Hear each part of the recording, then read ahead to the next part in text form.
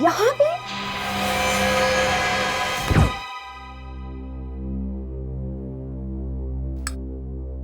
Wow Abhijit, कितना अच्छा खाना बनाया आपने। मजा आ गया, एकदम tasty. Thank you very much. वैसे आपने एसीपी सर और दया सर को क्यों नहीं बुलाया? हाँ, अरे उन्हें क्यों बात, वो लोग कितनी बार आ चुके हैं यहाँ पे, मेरे हाथ का खाना खा चुके हैं। दया तो पूरा खाना खा जाता है, मेरे लिए नहीं बचता है। बहुत अच्छा बनाता हूँ ना मैं खाना, इसलिए सोचा कि इस बार सिर्फ आपको अकेले खाना खिलाओ।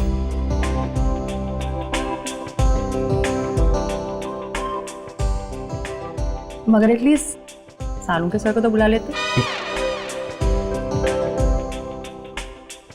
कबाब में हड्डी, किसका नाम ले लिया आपने? क्या कहा आपने? नहीं मतलब सालू के साहब का टेस्ट अलग है, पता नहीं कैसा खाना खाते हैं वो। मेरे हाथ का खाना उन्हें अच्छा नहीं लगता, इसलिए बुलाता नहीं उन्हें मैं यहाँ। अरे ऐसी भी क्या बात कर रहे हैं? अभी इतना अच्छा खाना किसे पसंद नहीं आएगा? हाँ वही तो। वैसे एक बात बोलूं, जिसकी भी शादी आपके साथ होगी ना, वो लड़की सही में लकी होगी। अच्छा, तो फिर क्या इरादा है आपका? हाँ? नहीं मतलब एक अच्छा सा रेस्टोरेंट खोलने के बारे में क्या इरादा है आपका? रेस्टोरेंट? हाँ, बहुत अच्छा आइडिया है। आइडिया अच्छा है ना? एकदम।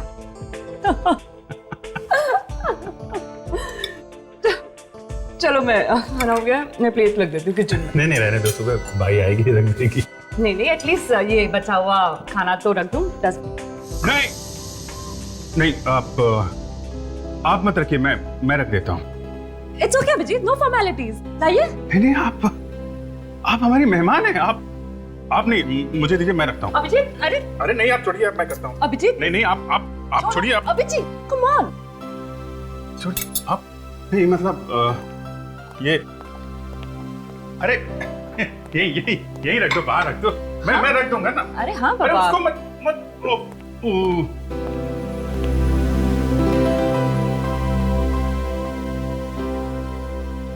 अच्छा अभिजीत, इतना अच्छा खाना बनाया तुमने, जरा मुझे भी वो पनीर की सब्जी की रेसिपी बता दो ना। पहले आप गैस ऑन करो, फिर उस पे बर्तन चढ़ाओ, फिर वो जो वो होता है ना, वो उसको थोड़ा अपना। हाँ अच्छा वो ये क्या ये? हाँ ये तो होटल का डिब्बा है। वही मैं कह रहा था कि फिर आप फोन निकालो, होटल में फोन डायल करो, होटल से खाना मंगाओ, गैस में गरम करो और। Very smart. हाँ तो क्या है ना, अभी खाना बनाना आता नहीं है, शादी के बाद सीख जाऊंगा। अब हेलो, खून हो क्या? कहाँ पे?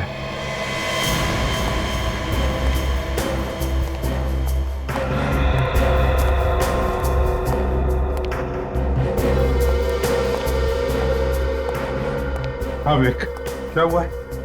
तो पुली वाले से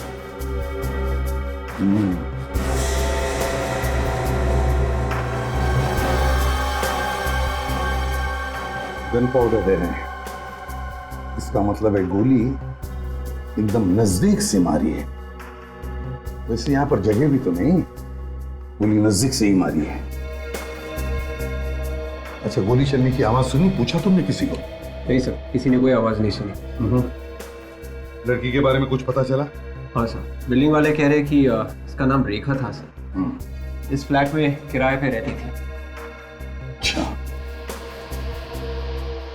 विवेक सर,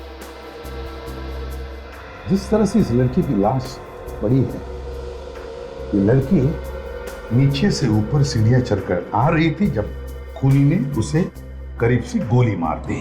हाँ सर, शायद ये लड़की कहीं बाहर से आ रही हो। वन मोमेंट सर, ये लड़की का पर्स यहाँ नीचे पड़ा हुआ है और ये लड़की का मोबाइल यहाँ नीचे पड़ा हुआ है। और ये गोली? सर गोली यहाँ नीचे पड़ी हुई थी सर। ठीक है, दूसरी लाश कहाँ पर है? सर इस घर में।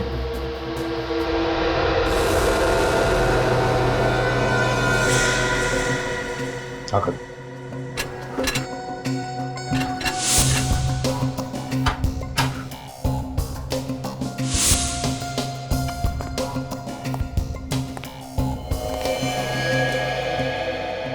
अभिजीत, सर कुछ पता चला ये सब कैसे हुआ? सर मैंने पड़ोसियों से बात की है, किसी को भी खून के बारे में कुछ पता नहीं है। और ये औरत यहाँ पे अकेली रहती थी। अकेली? मतलब कोई नौकर चाकर कोई नहीं? नहीं सर, सुना है तो बेटे हैं इसके। तो उन बेटों को खबर कर दी? हाँ सर, फोन करवा दिया है। वैसे ये औरत इस पूरी बिल्डिंग की मालकिन थी सर। अच्छा, मतलब ये औरत रईस थी? कहीं लुटेरों ने पैसों के लिए तो खून नहीं किया इसका? सर जिस तरीके से ये सामान बिखरा पड़ा है, ये यहाँ पे डंडा पड़ा हुआ है सर, खून है। ऐसा लगता है कि लुटेरों का और इस औरत का काफी झगड़ा हुआ होगा। बाद में लुटेरों ने इसे गोली मार दी। हाँ, ये देखो। और फिर इस बेचारी औरत को मारने के बाद जैसे वो यहाँ से भागने लगे तो सामने सीढ़ियों पर से वो लड़की आ गई, बस उसे भी गोली मार दी। मगर एक बात अजीब है सर, यहाँ पे किसी ने भी गोली चलने की आवाज नहीं सुनी। हाँ वही तो। ये साइलेंसर तो नहीं लगा गन पर? सर लुटेरों ने गन पे साइलेंसर, ये लुटेरे लोग तो गन अपने बचाव के लिए रखते हैं सर। जहां जरूरत पड़ी अचानक फायर कर दिया। साइलेंसर लगा के लूटने आए हैं, ये बात जरा अजब नहीं हो रही है सर। और तो और यहाँ देखो, इस कमरे में बिल्कुल सब कुछ ठीक ठाक है, दरवाजा भी ठीक ठाक है। इसका एक ही मतलब है अभिजीत कि जिसने भी इस औरत को मारा है वो सिर्फ लूटने के इरादे से नहीं आया था, इस औरत को मारने के इरादे से ही आया था। लूटना तो हमें गुमराह करने के लिए। और फिर खूनी को देखा कैसे नहीं किसी ने। एक काम करते हैं अभिजीत, दोनों लाशों को फॉरेंसिक लैब भेजते हैं, इस बिल्डिंग में रहने वालों से पूछताछ करते हैं। तुम सभी इसी बिल्डिंग में रहते हो ना? है? और इस बिल्डिंग में दो खून हुए और किसी को कुछ पता भी नहीं चला। सर किसी दूसरे के घर में क्या हो रहा है हमें कैसे पता सर? कम से कम गोली चलने की तो आवाज सुन लेते, या वो भी नहीं सुनी? नहीं सर, हमें गोली की आवाज सुनाई नहीं दी। और तुम वॉचमैन हो ना यहाँ के? है? तो फिर इस बिल्डिंग में कौन आता है कौन जाता है, इस पर नजर रखने का काम तुम्हारा है ना? नहीं सर, मुझे कुछ नहीं मालूम सर। ये बताओ कि बिल्डिंग की मालकिन कितने बजे आई थी? मालकिन 2 बजे के करीब बाजार से आई थी।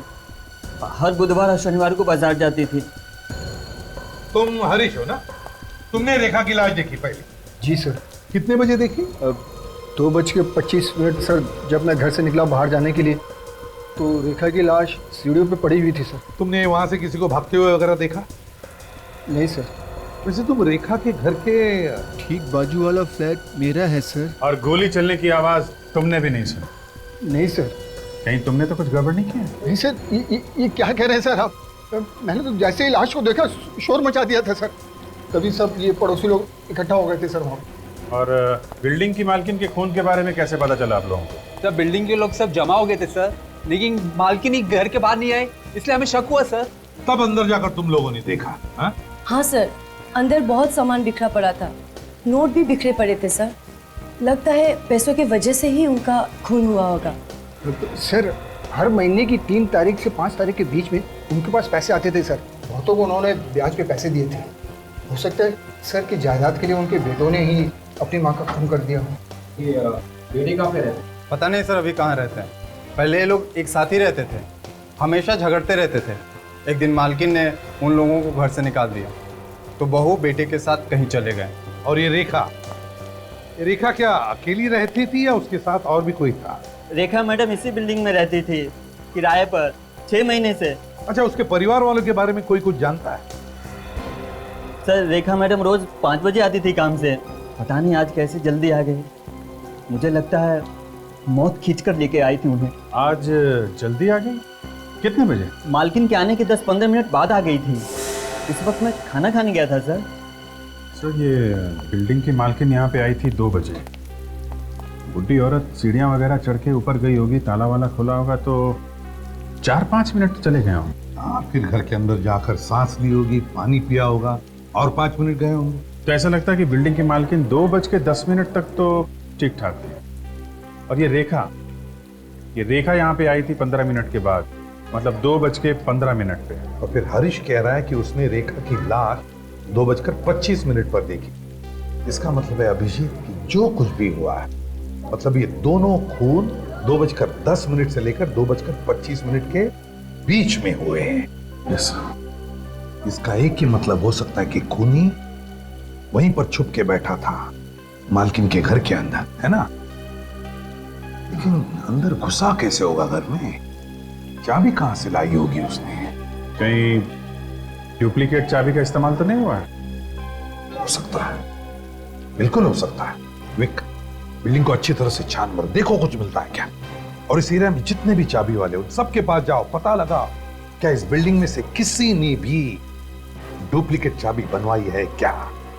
Yes sir.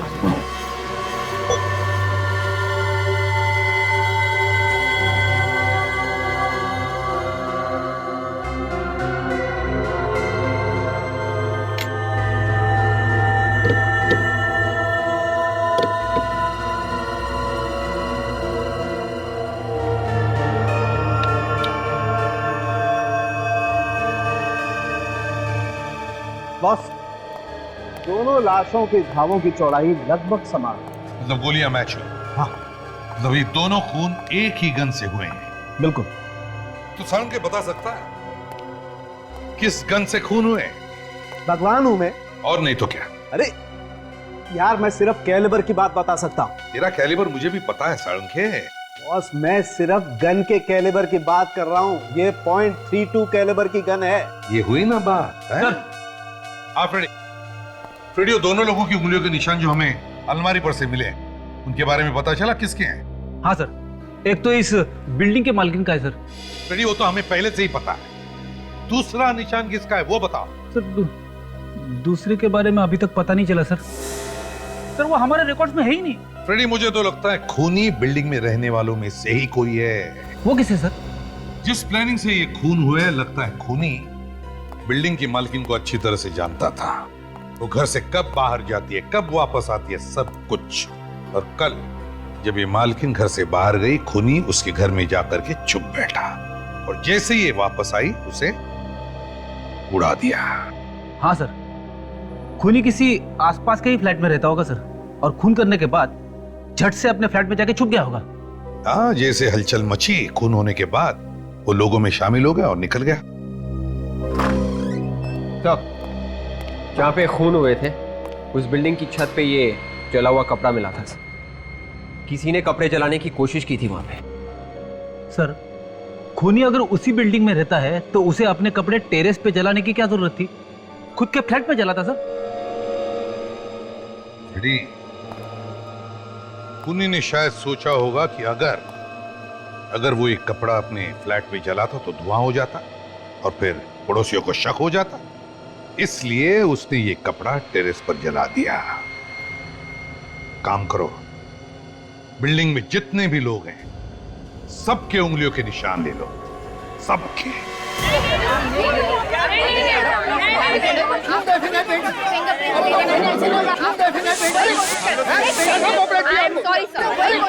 देखिए, आप प्लीज यहाँ रुकिए, आपको लाइन में खड़े रहना पड़ेगा। I'm sorry, देखिए,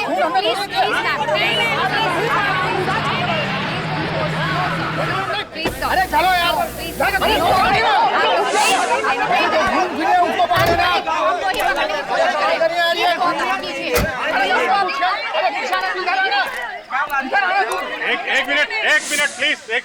एक मिनट शांत हो जाइए। सर, ये लोग उंगलियों के निशान देने से मना कर रहे हैं।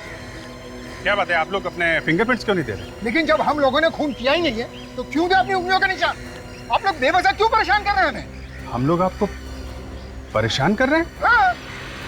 हम जो कुछ भी कर रहे हैं आप लोगों के लिए कर रहे हैं, आपकी हिफाजत के लिए कर रहे हैं। हम सिर्फ ये चाहते हैं कि गुनहगार को सजा मिले, कोई बेगुनाह ना फंस जाए बीच में। और अगर आप लोगों ने कुछ किया नहीं है तो क्यों परेशान है आप लोग? क्यों डर रहे हैं, हैं? आप हम पे इल्जाम लगा रहे हैं, सीआईडी पे इल्जाम लगा रहे हैं। अरे सीआईडी कोई जादूगर थोड़ी ना है, चुटकी बजाय और खूनी सामने आ गया। केस सॉल्व करने के लिए हमें आपकी मदद चाहिए। दिन रात अपनी जान की बाजी लगा के आप लोगों के लिए काम करते हैं हम लोग। सुबह जब घर से निकलते हैं तो मालूम नहीं रहता है शाम को वापस घर आएंगे कि नहीं, और आपको परेशानी हो रही है। ठीक है, मत दीजिए फिंगरप्रिंट्स, नहीं चाहिए, नहीं चाहिए। लेकिन याद रखना, कल आपके साथ ऐसा होता है, आपके घर में कोई खून होता है और दूसरा कोई आपकी मदद के लिए सामने नहीं आता है, तो आप लोग हमारे पास मत आना। चलो काजल। सर मैं तैयार हूँ। मैं तैयार हूँ सर।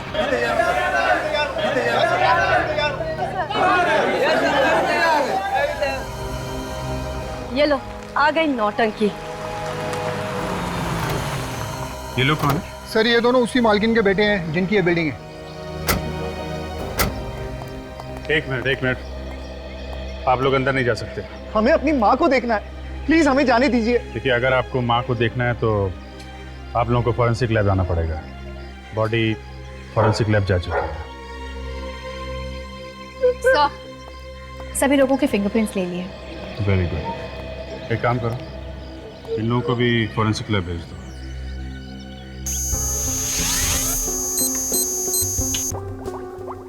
अबे क्या हुआ, परेशान क्यों दिख रहा है? अरे यार परेशान नहीं हो तो क्या करूं, कुछ समझ में ही नहीं आ रहा। हथियार डाल दिया, हार मान ली। ये किसने कहा हार मान ली, हथियार डाल दिए? बॉस कंफ्यूजन तुम लोगों ने क्रिएट किया हुआ है। वो कैसे? वो ऐसे कि तुम लोग बोल रहे हो कि खूनी बिल्डिंग में से कोई एक है, राइट? हाँ, फिर? लेकिन यहाँ किसी की उंगलियों के निशान ही मैच नहीं हो रहे। तो क्या हमने ऐसे हवा में बोल दिया? मैं ये बात नहीं कह रहा हूँ। तो फिर? नहीं कह रहा हूँ, हो सकता है तुमसे कोई गलती हो गई हो यार। कैसी गलती? अब ये मैं क्या बताऊँ कैसी गलती यार, ये तो तुम ढूंढो ना। मेरे जो सामने आया वो मैंने बता दिया कि कोई फिंगरप्रिंट मैच नहीं हो रहा है, दैट्स इट। तो ठीक है, ढूंढ लेंगे। हाँ ढूंढो ना। और क्या? हाँ अरे प्लीज आप सब यहीं पे रुकिए। सर, मालकिन के बेटे अपनी माँ को आखिरी बार देखना चाहते हैं। तारिका दिखाओ जरा।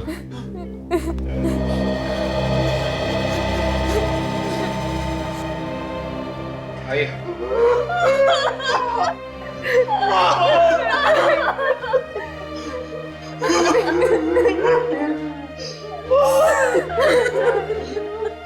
कैसे हो गया? जिसने हमारी माँ का खून किया, मैं छोड़ूंगा नहीं उसको। आप लोग कहाँ थे जब ये हुआ? सर हम सब गोवा में थे। गोवा में? क्यों, किस लिए गए थे गोवा? छुट्टियां मनाने गए थे। सच बोल रहे हो? सर हम सच बोल रहे हैं, हम झूठ क्यों बोलेंगे? हमें जैसे ही पता चला हम फौरन वापस आ गए। सर आप रेडी? एक मिनट सर।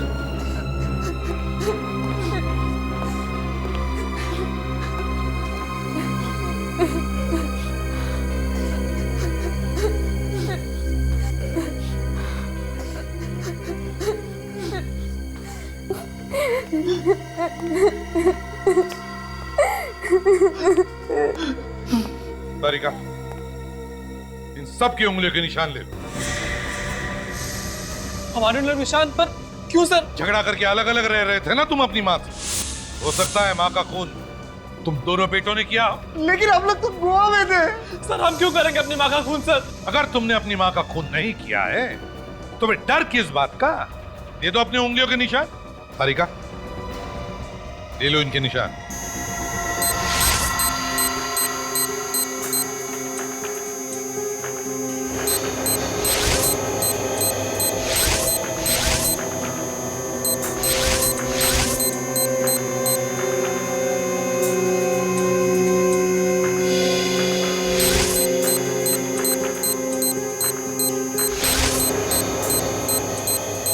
प्लीज।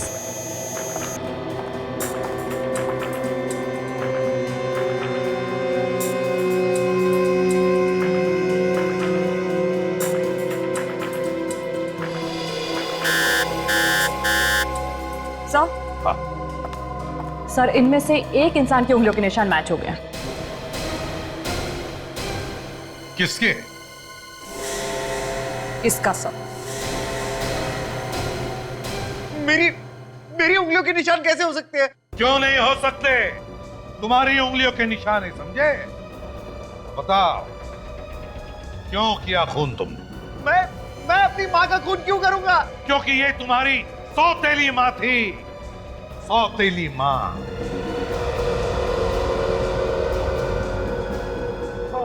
वो मेरी सौतेली माँ थी, मेरी सौतेली माँ थी, लेकिन मैं उनसे बहुत प्यार करता था। मैंने उनका खून नहीं किया है सर, मैंने खून नहीं किया है। ये आप क्या कह रहे हैं भैया? यही सच है दीपक, यही सच। माँ ने मुझे मना किया था क्योंकि वो नहीं चाहती थी कि तुम्हें यह एहसास हो कि हम दोनों सौतेले हैं। वो हम दोनों से बहुत प्यार करती थी सर, दोनों से बहुत प्यार करती थी। बहुत प्यार करती थी ना, तो फिर बार बार झगड़ा क्यों करते थे अपनी माँ के साथ? सर झगड़ा हमारा नहीं होता था, हमारी बीवियों की नहीं जमती थी माँ के साथ। क्यों?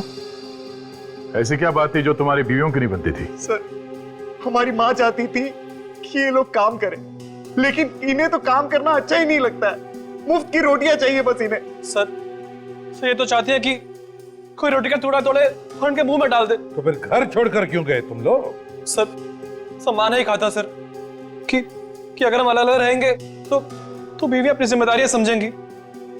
मैंने तो माँ से मना भी किया था कि हम लोग घर छोड़कर नहीं जाएंगे, लेकिन उन्होंने मना कर दिया। वो हमारा भला चाहती थी। भलाई का बदला तुमने दे दिया खून करके, है ना? सर मैंने खून नहीं किया है। बार बार झूठ बोलने से सच साबित नहीं होता, समझे? सबूत झूठ नहीं बोलते। तुम्हारी उंगलियों के निशान मिले हैं तुम्हारी माँ की अलमारी पर।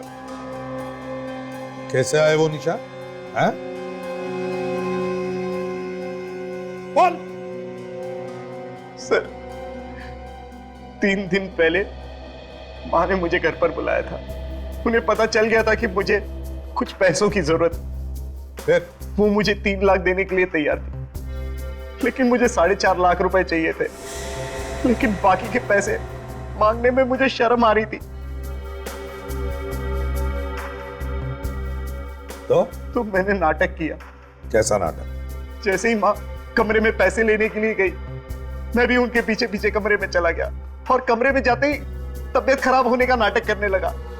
माँ बाहर गई पानी लाने के लिए, तभी मैंने अलमारी में से पैसे चुरा लिए। शायद उसी वक्त मेरी उंगलियों के निशान आ गए होंगे। वाह रे वाह, नया देखा इस सत्यवादी को। ये माँ से पैसे भी मांगता है, ऊपर से माँ के पैसे भी चुराता है और फिर कहता है कि पैसे मांगने में शर्म आती है। तो फिर सत्यवादी जी बताइए, फिर क्या किया तुमने? सर अगले ही दिन हम लोग गोवा चले गए। उसके बाद क्या हुआ हमें पता नहीं। ये हमें मालूम है क्या हुआ। ये कल 3-4 घंटे तुम गोवा में नहीं थे तुम गोवा में, बल्कि यहां थे मुंबई में। फ्लाइट से आए थे तुम, अपनी माँ का खून किया और वापस चले गए गोवा। नहीं सर, मैं गोवा से मुंबई आया था, लेकिन मेरे पार्टनर के कहने पर। उसे मुझसे कुछ इंपॉर्टेंट पेपर्स पर साइन कराने थे। यही सच्चाई है सर। आप चाहे तो मेरे पार्टनर को फोन करके पूछ सकते हैं। फिर भी आपको लगता है कि मैंने खून किया है तो मुझे फांसी पर चढ़ा दीजिए, लेकिन मैं अपनी माँ का कातिल नहीं हूं सर। मैंने अपनी माँ को नहीं मारा है। एक सगी माँ से ज्यादा प्यार करता था मैं उनसे, सगी माँ से ज्यादा प्यार करता था मैं उनसे। सर भैया सच कह रहे हैं सर, वो माँ का खून नहीं कर सकते। तो वो तो माँ से बहुत प्यार करते थे सर। ये तो हम पता लगा ही लेंगे, समझे?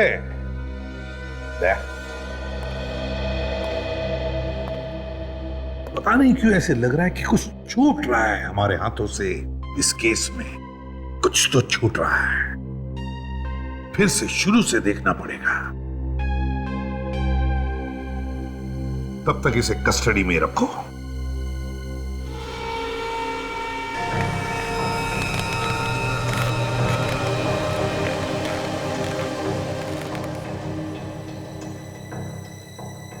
बिल्डिंग में दो दो खून हो गए पर पड़ोसियों को कानों कान खबर तक नहीं। क्यों, कैसे, खून किया किसने होगा? शायद ये लड़की कहीं बाहर से आ रही होगी। वैसे ये औरत इस पूरी बिल्डिंग की मालकिन थी सर। सर ये लड़की का पर्स यहाँ नीचे पड़ा हुआ है और ये लड़की का मोबाइल यहाँ नीचे पड़ा हुआ है।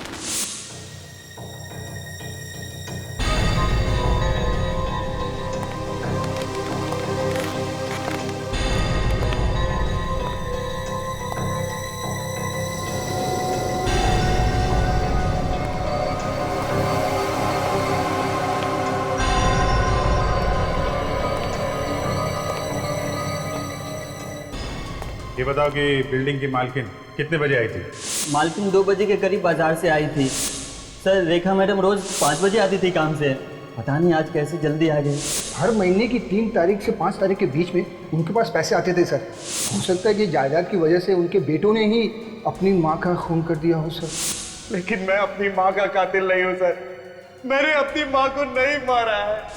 एक सगी माँ से ज्यादा प्यार करता था मैं उससे। अगर ये खून बेटों ने नहीं किया है तो फिर खून किसने किया होगा?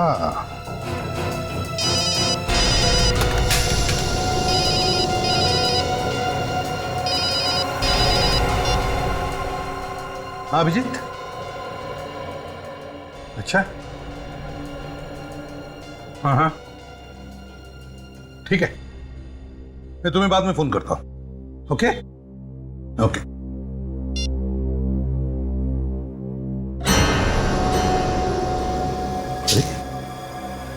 फोन नीचे गिर के भी टूटा क्यों नहीं?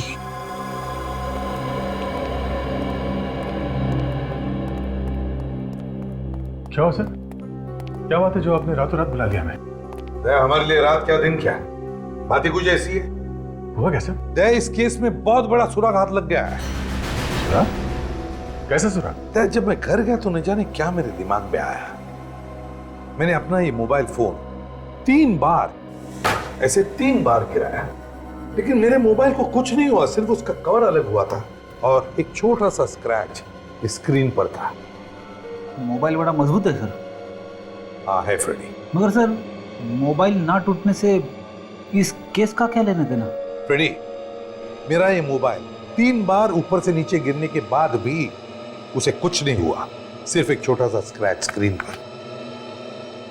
और फिर ये मोबाइल, या रेखा का ये मोबाइल जो हमें उसके लाश के पास से मिला, इसका स्क्रीन देखो कितनी बुरी तरह से टूटा हुआ है। ये कैसे है? या लगता है खूनी ने रेखा का पहले खून किया और फिर उसके मोबाइल को इतनी बुरी तरह से तोड़ दिया, फिर उसके लाश के पास रखा और वहां से भाग गया। मगर सर वो चोर ऐसा क्यों करेगा? वो तो गोली मार के सीधे भाग जाएगा वहां से। वही तो दया, ये खून चोरी की वजह से नहीं हुए, खून की वजह से चोरी हुई है। खून की वजह से चोरी? वो कैसे सर? फ्रेडी खूनी रेखा को मारने के लिए आया था, लेकिन उसने पहले बिल्डिंग के मालकिन के घर में चोरी की और मालकिन का खून कर दिया, और फिर उसके घर से बाहर निकलने के बाद उसने रेखा को भी मार दिया। क्यों? हमें यह दिखाने के लिए कि ये दोनों भी खून उसने चोरी की वजह से किए। हमें गुमराह कर रहा था वो।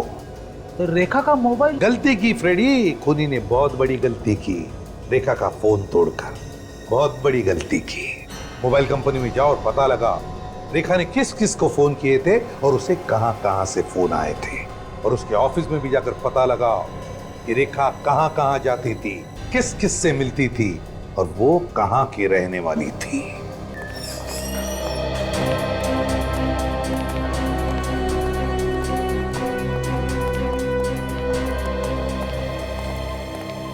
यस, कौन है आप लोग? सीआईडी। सीआईडी? जी। और आप कौन? जी मैं यहाँ का मैनेजर हूँ। क्या बात होगी सर, क्या हुआ? आपके यहाँ जो रेखा नाम की लड़की काम करती थी जी, अब वो इस दुनिया में नहीं रही, उसका किसी ने खून कर दिया। क्या? रेखा का खून हो गया? किसने किया रेखा का खून? अब खूनी को ढूंढ रहे हैं, इसलिए यहाँ पे आए। रेखा बहुत ही अच्छी लड़की थी ऑफिसर, बहुत ही मेहनती थी। सभी के साथ घुल मिल कर रहती थी। कब से काम करती थी वो यहाँ पे? 6 महीने हो गए थे। यहाँ पे उसका किसी से कोई लड़ाई झगड़ा था? सर, जिस लड़के ने आज तक किसी से ऊंची आवाज में बात तक नहीं की, उसका भला किसी से लड़ाई झगड़ा कैसे हो सकता है सर? अच्छा ये बताइए कि उसे काम पे किसने लगाया था यहाँ पे? मेरा मतलब है वो किसी का रेफरेंस लेके आई थी? नहीं सर, अपने आप आई थी, हमारा विज्ञापन देखकर। अच्छा, रेखा के बारे में आप और कुछ भी बता सकते हैं क्या? उसका बायोडाटा है हमारे पास, उसमें सभी जानकारियाँ हैं। मंगाइए बायोडाटा।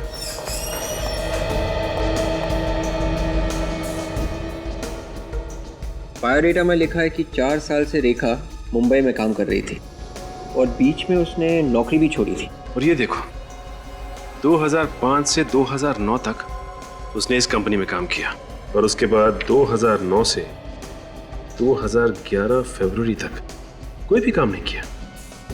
आपने उससे पूछा नहीं इन 2 सालों में उसने क्या किया? पूछा था सर। 2009 में एप्टीट्यूड कंपनी का जॉब छोड़ने के बाद वो अपने गांव चली गई थी। 6 महीने पहले ही वो वापस इधर आई है और हमारे यहाँ जॉब कर रही है। गाँव का है उनका? जी, गांव के बारे में उसने कभी कुछ नहीं बताया। अच्छा ये बताइए कि उससे मिलने जुलने कोई आता था यहाँ पे? सर, जब से उसने ऑफिस ज्वाइन किया है आज तक हमने तो नहीं देखा उससे कोई मिलने आया हो। सर, एक बार मैंने उसे देखा था किसी आदमी से बात करते हुए ऑफिस के बाहर। अच्छा, कौन था वो? मालूम नहीं सर, दूर से देखा था इसलिए चेहरा देख नहीं पाई। ये कब की बात है? सर, 3-4 महीने हो गए हैं। अच्छा, और कुछ याद है आपको? सर, ऐसा लग रहा था जैसे वो आदमी रेखा की खुशामद कर रहा हो। उसके बाद उसको मैंने कभी नहीं देखा। एक बार मैंने रेखा से पूछा था लेकिन उसने इसके बारे में मुझे कभी कुछ नहीं बताया। कौन हो सकता है ये आदमी? 2 और 2:25 के बीच में रेखा और उस बिल्डिंग की मालकिन का खून हो गया। हाँ सर। और फिर 2 बजे 2:15 पर और 2:20 पे एक ही नंबर से रेखा को 3 बार फोन आए। हाँ सर, और मरने से 1 दिन पहले इसी नंबर से किसी ने फोन किया था सर, रात को करीब 11:45 को। पूरे 2 मिनट तक बात की थी। रात को? हाँ सर। जब रात को कोई फोन करता है और इतनी देर तक बात करता है, इसका मतलब है कि वो आदमी कोई जान पहचान वाला ही आदमी हो सकता है।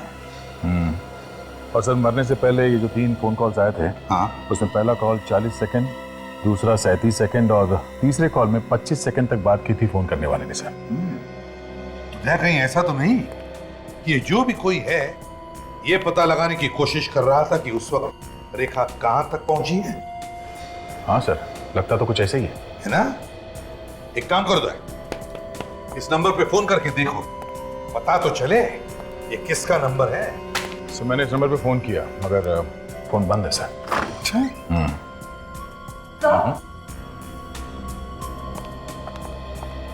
बोलिए क्या बात है? सर, मैं रेखा की फ्रेंड हूँ मालिनी। मैं उसके घर गई थी तो बिल्डिंग वालों ने बताया कि उसका खून हो गया है और सीआईडी जांच कर रही है केस की। सही बताया उन्होंने? सर, कुछ पता चला खूनी के बारे में? नहीं, अब तक तो कुछ पता नहीं चला। वैसे आप रेखा को कब से जानती थी? सर, 6 साल पहले हम दोनों साथ में काम करते थे एप्टीट्यूड कंपनी में, मगर 2 साल पहले वो कहीं अचानक गायब हो गई थी। गायब हो गई? कैसे? पता नहीं सर, बिना बताए ना जाने कहाँ चली गई।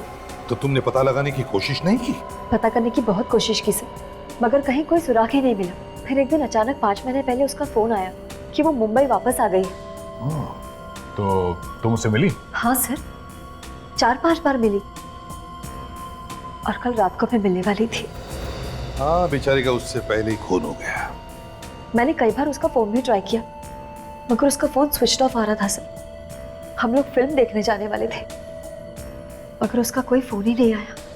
वैसे तुम्हारी दोस्त रेखा का किसी से प्यार व्यार का चक्कर था क्या? इसके बारे में तो कभी कुछ बताया नहीं उसने। अच्छा, ये एप्टीट्यूड कंपनी कहाँ है? ये कंपनी तो 1.5 साल पहले बंद हो चुकी है। उसने कभी बताया कि 2 साल पहले वो अचानक कहाँ गायब हो गई थी? क्या तुमने पूछा उससे? मैंने पूछने की कई बार कोशिश की मगर उसने इसके बारे में कभी कुछ भी नहीं बताया मुझे। चलो कोई बात नहीं। वैसे थैंक यू वेरी मच, आपके आने से हमें रेखा के बारे में बहुत कुछ पता चला। अब जा सकती है, मगर हाँ, अगर जरूरत पड़ी तो हम आपको वापस बुला लेंगे, ठीक है? जरूर sir. Thank you very much. जरूर इस रेखा के साथ कुछ न कुछ हुआ था 2 साल पहले, जो गायब होगी और फिर 2 साल के बाद में वापस भी आ गई। और आने के 6 महीने बाद ही किसी ने उसका खून कर दिया सर। अच्छा, उसके गांव के बारे में कुछ पता चला? हाँ सर, रेखा के ऑफिस में जो वॉचमैन है उसने कहा कि एक बार रेखा ने उसे मनी ऑर्डर करने के लिए दिया था नासिक के पास किसी गांव में। निखिल गया है पता करने के लिए। सर, जिस नंबर से रेखा को फोन किया गया था वो नंबर किसी नितिन नाम के आदमी का है सर, कांदिवली में रहता है। लोकेशन पता चला? आखिरी बार किस जगह से फोन आया? हाँ सर, उसी बिल्डिंग से आखिरी बार फोन किया गया था सर, जहां पे उन दोनों का खून हुआ है। उसी बिल्डिंग से फोन आया था। तो बस उठाओ इस नितिन को। परेशान क्यों हो रहे हो भाई? अंदर से देखना है क्या? ये घर नितिन का ही है। हाँ, नितिन का ही है। नितिन कहाँ पे? अमेरिका का वीजा है। नहीं, क्यों? फिर तो मिलना मुश्किल है। मतलब ये नितिन अमेरिका में? हाँ। कब से? 2 साल हो गए।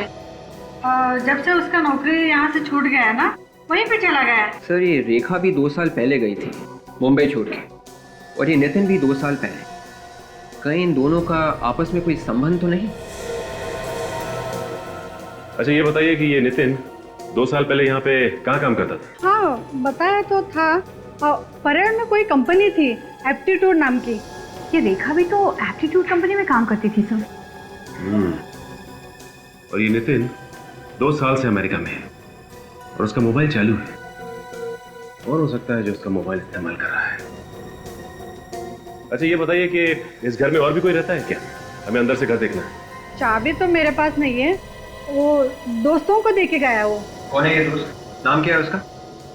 नाम क्या बताया था उसने? हाँ, रजत है नाम उसका। सर, अभी तक सिर्फ एक ही नाम सामने आया है जिस पे शक किया जा सके, और वो है रजत, क्योंकि नितिन के घर की चाबी उसी के पास रहती थी और वही नितिन के नाम से मोबाइल कनेक्शन भी ले सकता था। रजत रहता कहाँ है वो ढूंढना पड़ेगा। सर, हाँ निखिल, क्या पता चला रेखा के बारे में? सर, रेखा नासिक के पास बराली गांव में रहती थी सर। अच्छा, और गांव से कुछ पता चला उसके बारे में?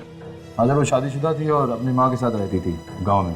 क्या रेखा शादीशुदा थी? हाँ सर, उसका 1.25 साल का एक बेटा भी है। बेटा भी है? ओह, इसका मतलब है यहाँ से काम छोड़ने के बाद वो मुंबई से गांव चली गई और वहाँ पे उसने शादी कर ली। नहीं सर, उसकी शादी यहीं पे हुई थी, मुंबई में। उसके पति ने उसको धोखा दे दिया था, इसलिए 2 साल पहले वो मुंबई छोड़ के नासिक चली गई थी। क्या कैसे धोखा किया? सर, वो पहले से शादीशुदा था। अच्छा, इस रेखा के पति का नाम क्या है? सर, रजत। रजत? नितिन के दोस्त का नाम भी रजत है। कहीं नितिन का दोस्त और रेखा का पति रजत एक ही आदमी तो नहीं है? हो सकता है सर। इस रजत को अभी तक तो पता चल ही गया होगा कि रेखा की मौत हो गई है, तो अभी तक वो सामने आया क्यों नहीं? सर, उसी ने खून किया होगा रेखा का, फिर सामने कैसे आएगा? अच्छा, रेखा के गांव से पता चला ये रजत मुंबई में कहाँ रहता है? 2 साल पहले बोरीवली की आईसी कॉलोनी में रहता था वो। IC colony? चलो चल के देखते हैं कि रजत अभी भी वहीं पे रहता है या नहीं।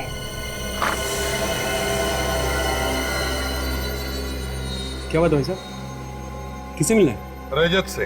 हाँ बताइए, मैं ही हूँ। दरवाजा खोलो। आप लोग कौन? सीआईडी।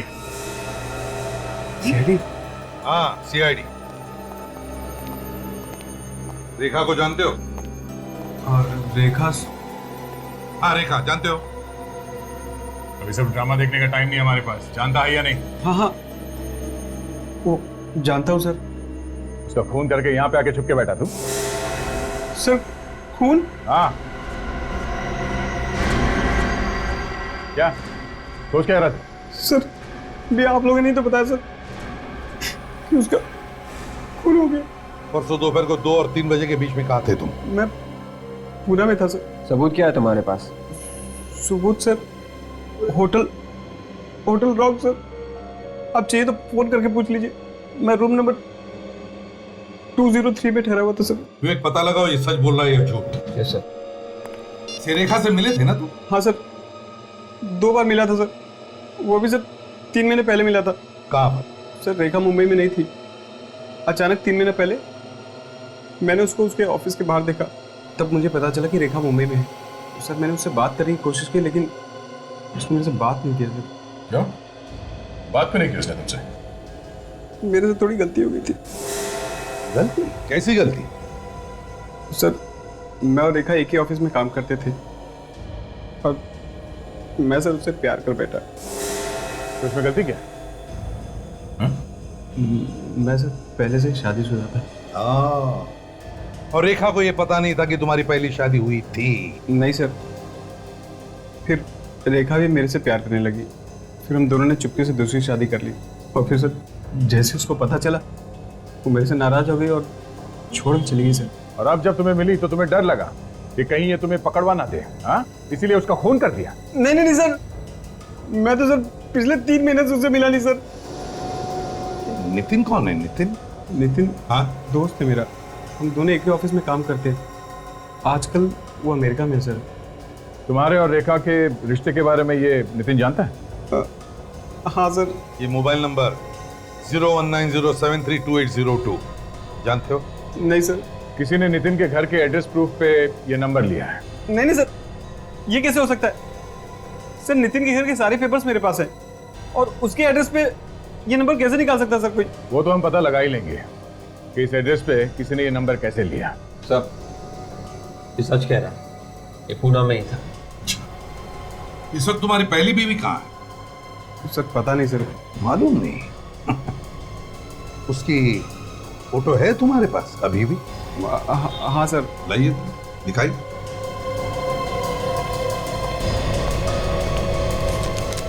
सर ये मेरी पहली बेबी। सर डाइवोर्स के बाद हम दोनों अलग रहने लगे थे। अच्छा, तो ये चक्कर है।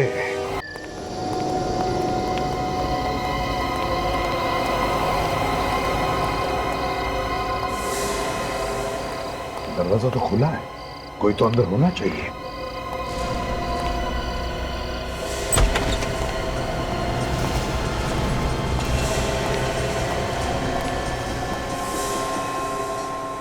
विवेक, तुम दोनों इस तरफ जाओ, काजल इस तरफ जाओ।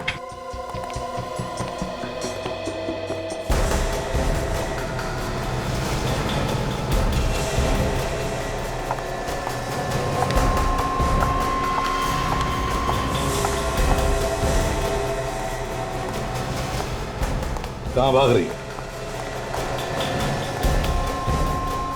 मैं कहीं नहीं भाग रही सर, मैंने कुछ नहीं किया। तो फिर ऐसे चुपके क्यों भाग रही हो, एक गुनहगार की तरह? मैं सच कह रही हूँ सर, मैंने कुछ नहीं किया, मैंने कोई गुनाह नहीं किया। हाँ तो दिख ही रहा है, सर से लेके पांव तक शराफत में डूबी हो तुम।